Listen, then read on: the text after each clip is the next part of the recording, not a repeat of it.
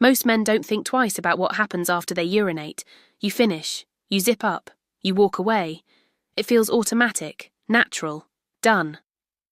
But here's what most men over 50 don't realise. Those final few seconds, the ones you skip without thinking, might be quietly influencing something far more important than you'd expect. Your circulation, your sleep quality, even your morning response. I'm Dr. Emily Carter, and I've spent over 15 years working with men who come to me confused. They tell me their energy isn't what it used to be, that mornings feel different, that something has shifted, but they can't put their finger on when or why. And often, the answer starts in a place they never considered. Right there in the bathroom, in those 10 seconds most men don't even know exist. Let me paint a picture you'll recognise. You wake up in the middle of the night. Maybe once, maybe twice. You head to the bathroom half asleep. You urinate. You feel relief. You go back to bed. Everything seems normal, routine, nothing out of the ordinary. But here's what your body knows, even if you don't. You didn't fully empty. There's residual fluid left behind, just a small amount. A few drops, maybe less. Not enough to feel, not enough to notice, but enough to matter. That residual fluid sits right against the prostate gland, all night long. And the prostate, this small walnut-sized structure that most men rarely think about, is surrounded by a dense network of blood vessels. Vessels that feed circulation not just locally, but throughout the pelvic region. When there's constant low-grade pressure in that area, even mild pressure, the body adapts. Blood flow adjusts, vessels compensate. And over time, those adjustments become your new normal. You don't feel worse. You just don't feel the way you used to. Now, most men assume that urination is a simple on-off process. Bladder fills, bladder empties. Done. But the male anatomy is more complex than that. The urethra, the tube that carries urine out of the body, runs directly through the prostate, and the muscles around that area, the pelvic floor, the bladder neck, the sphincters, all work together in a coordinated sequence. When you urinate, the bladder contracts, the sphincter relaxes, urine flows. But here's the part most men don't know. The final clearance, the last bit of emptying, requires a very specific muscular action, one that doesn't happen automatically if you're in a hurry, or distracted, or simply unaware that it exists. Without that final action, a small pocket of fluid remains.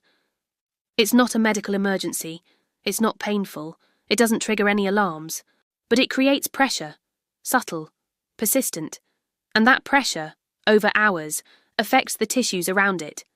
The prostate swells slightly, the surrounding blood vessels compress, and the pelvic floor, already tense from years of sitting, stress, and aging, tightens even more. This is where the body starts compensating. Most men first notice the change in the morning, or rather they notice the absence of something that used to happen automatically. You wake up, and nothing feels different. No discomfort, no obvious problem. Just quieter, flatter, less responsive than you remember. You might think it's age, you might think it's stress. You might not think about it at all because it's gradual, slow. The kind of change that happens over months or years, not overnight. But what's actually happening is vascular. The blood vessels in the pelvic region, the ones responsible for nighttime erections, for morning firmness, for that baseline circulation that used to feel effortless, those vessels are now working against subtle chronic pressure. And when blood flow is restricted, even slightly, the body's natural repair mechanisms slow down. Tissue oxygenation decreases. Nerve signalling weakens. The whole system, quietly, begins to underperform. This is often brushed off as normal aging. But aging and decline are not the same thing. One is inevitable. The other is often the result of accumulated patterns the body can no longer compensate for. Let's talk about what happens during sleep. Because this is where the residual pressure matters most. When you lie down, your body enters repair mode. Heart rate slows, blood pressure drops, the nervous system shifts from fight or flight to rest and digest. And in that state, the body performs maintenance, including in the pelvic region. Several times a night, typically during REM sleep, blood flow increases to the erectile tissues. This isn't about arousal, it's about oxygenation. It's your body's way of keeping those tissues healthy, flexible, responsive. Doctors call these nocturnal erections, and in younger men they happen 4, 5, sometimes 6 times a night. By your 50s, that number drops. By your 60s, it might be down to 1 or 2, sometimes none at all. Most men assume this is just age. But here's what research quietly points to. The decline in nocturnal erections correlates closely with reduced nitric oxide production. And nitric oxide, the molecule responsible for blood vessel dilation, is deeply affected by localized inflammation and pressure. When the prostate is chronically swollen, even mildly, and when the pelvic floor is tense, the signals that trigger nitric oxide release become less efficient. The vessels don't open as wide. Blood flow doesn't peak the way it used to. And over time, the body begins to accept this reduced state as normal. You don't feel it happening. You just wake up one day and realize mornings are different, and you can't remember exactly when it started. Now, here's where it gets more complex. The bladder, prostate, and pelvic floor are all neurologically connected. They share nerve pathways, and those pathways communicate constantly with the brain, especially during sleep. When there's residual fluid in the system, the brain receives a low-level signal. Not urgent enough to wake you, not strong enough to demand action, but persistent. Like background noise you stop hearing but your nervous system never stops processing. This is what doctors often observe in men who report fragmented sleep. Not insomnia exactly, not apnea, just disrupted. They wake up multiple times, they don't feel rested, they assume it's stress or age. But often the root issue is neurological feedback from the pelvic region. The body is trying to signal that something isn't fully resolved, that there's pressure that wasn't released, and it keeps checking. All night long, pulling you out of deep sleep, out of REM, out of the restorative stages where testosterone production and tissue repair happen most effectively. This is where silent damage begins. Not dramatic, not sudden, just consistent, night after night, year after year. Most men don't connect these dots until much later. They notice the fatigue first, the lack of morning energy, the sluggishness that coffee used to fix but doesn't anymore. They notice their recovery from exercise takes longer, that their mood feels flatter, that their drive, both mental and physical, has quietly diminished. And when they finally bring it up with a doctor, the response is often the same. It's normal for your age. Your testosterone is probably dropping. Let's run some tests. And the tests come back. Testosterone might be lower than it was, but still within range. Blood work looks okay, nothing alarming, nothing that demands intervention. So the doctor says, let's watch it. Maybe we'll check again in 6 months. Meanwhile, the real issue, the one that's been compounding every night for years, goes unnoticed. Because no one asked about bathroom habits. No one asked about those final 10 seconds after urination. No one considered that a small mechanical issue could have widespread vascular consequences. This is where most men lose years they didn't have to lose.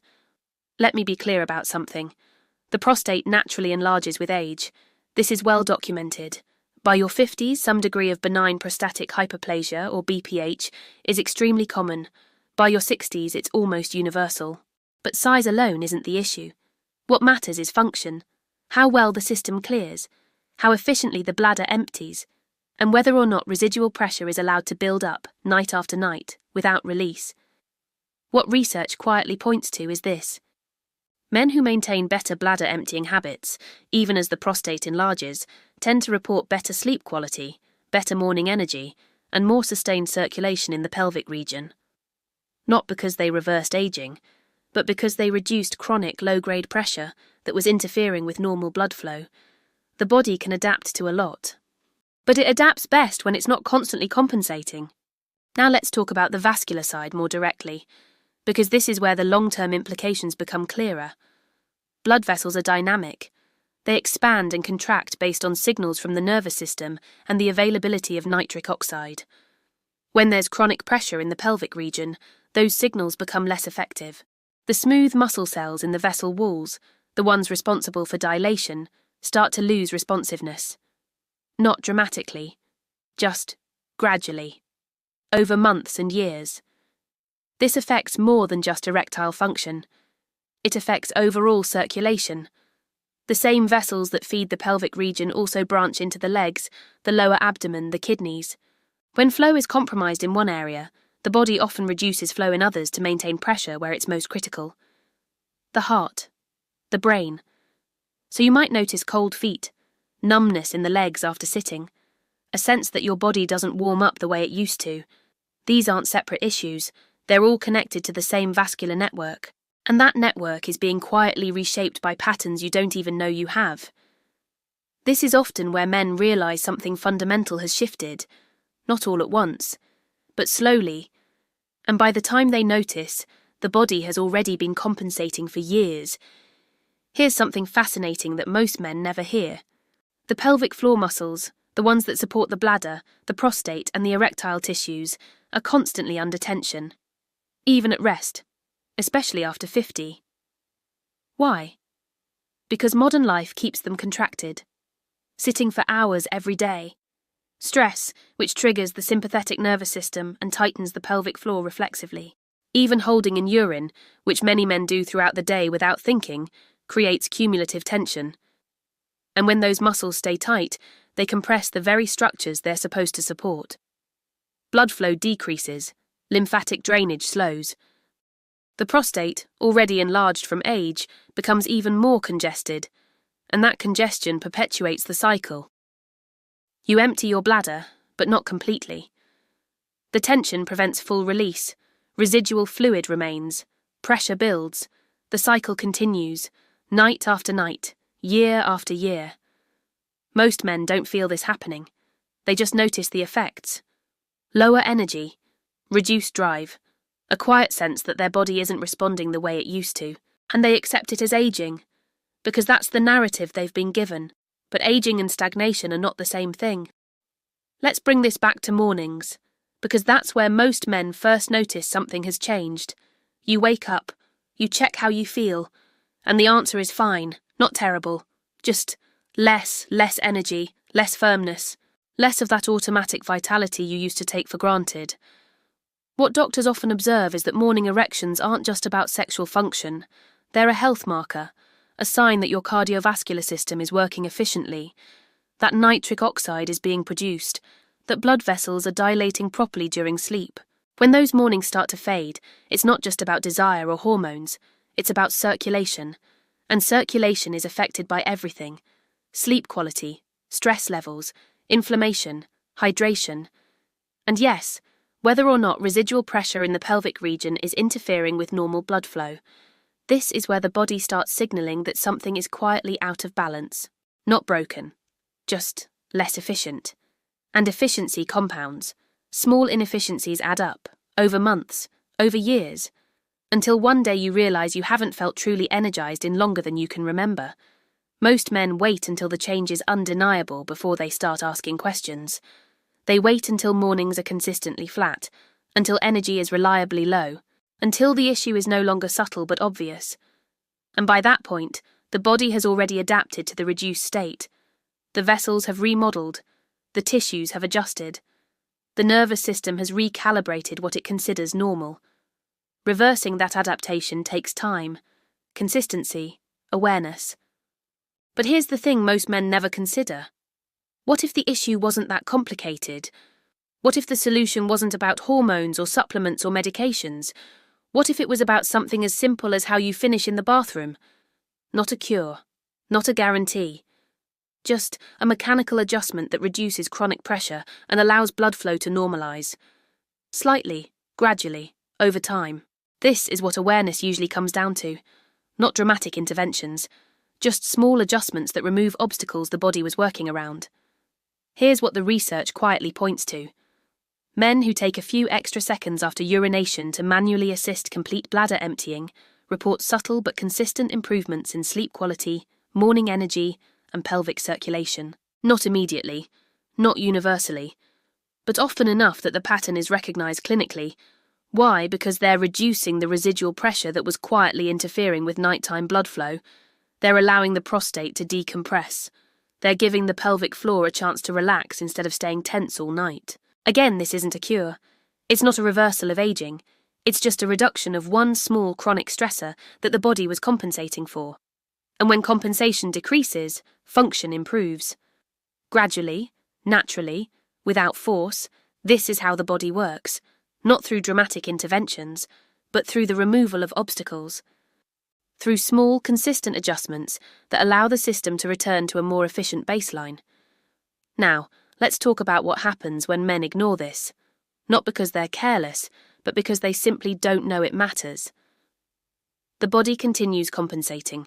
The prostate stays mildly swollen, the pelvic floor remains tense, blood flow stays reduced, sleep stays fragmented. And over time, other systems begin to feel the strain. Testosterone production, which happens primarily during deep sleep, decreases. Recovery from exercise slows. Cognitive sharpness fades. Mood becomes more variable. And the quiet, persistent fatigue that started years ago becomes the new normal. Most men accept this as aging. But what they're actually experiencing is the cumulative effect of multiple small inefficiencies the body couldn't fully compensate for. Not disease, not dysfunction, just suboptimal function that compounded over time. This is where awareness matters, not for dramatic change, but for course correction. For recognizing that small patterns have long-term consequences, and that those consequences aren't inevitable, they're just unaddressed. Here's something most men never consider. The bathroom isn't just about elimination, it's about pressure regulation. It's about maintaining the delicate balance between the bladder, the prostate, and the vascular network that surrounds them. When that balance is disrupted, even slightly, the effects ripple outward, not immediately, not obviously, but persistently, night after night, year after year, until the body's ability to compensate quietly reaches its limit. And that's when men finally notice. That's when they start asking questions. That's when they realize something has been changing for longer than they thought, because the body always adapts, until it doesn't. Most men think about health in terms of big decisions: diet, exercise, supplements, medications. They focus on the obvious things, the things doctors measure, the things that show up on tests. But often the most important factors are the ones no one talks about, the small habits, the 10 seconds no one considers, the patterns so automatic they're invisible, until the effects accumulate, until the body starts signaling that something, somewhere, has been quietly out of balance for longer than anyone realized. This is where most men lose ground they didn't know they were losing, not because they weren't trying, but because they were focusing on the wrong things, or more accurately, they didn't know there were other things to focus on. The body doesn't fail suddenly, it fades gradually, efficiency drops, responsiveness decreases. Systems that used to work effortlessly start requiring more input for less output. And men interpret this as aging, as inevitable, as something they have to accept. But aging and decline are not synonymous. Aging is the passage of time, decline is the accumulation of unaddressed inefficiencies, and many of those inefficiencies, maybe most of them, stem from patterns so small, so routine, so automatic, that men don't even realize they exist. Until they do, until someone points it out, until the connection finally becomes clear. So here's what this all comes down to. Those 10 seconds most men skip, they might be more important than you think, not because they're magical, not because they reverse aging, but because they reduce one small source of chronic pressure that the body was quietly working around. And when you reduce pressure, blood flow improves, sleep deepens, recovery strengthens, energy stabilizes, not dramatically, not overnight, but gradually, consistently, over time. The body always adapts, until it doesn't. And the question isn't whether you can force change, it's whether you're willing to remove the obstacles that were there all along.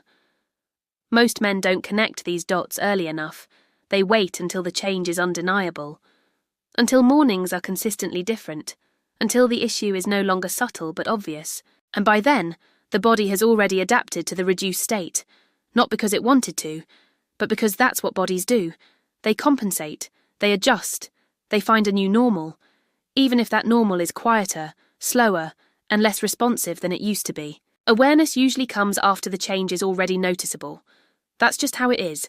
Most men don't think about the bathroom. They don't think about residual pressure.